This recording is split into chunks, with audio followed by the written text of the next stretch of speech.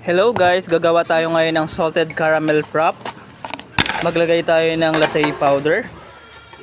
At syempre may gatas para lalong sumarap. Just add caramel syrup para mas masabi nating mas salted caramel frap talaga. Ice cubes, then blend it together. I-blend lang siya guys until the ice is okay.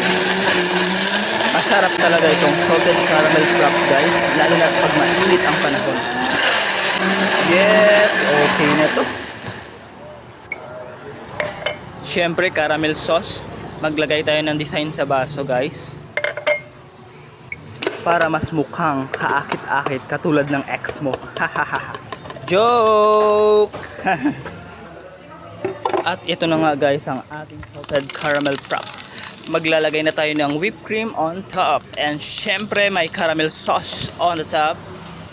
At ito na nga ay ready to serve na guys. Enjoy the salted caramel frap guys. That's it for today. Thank you for watching.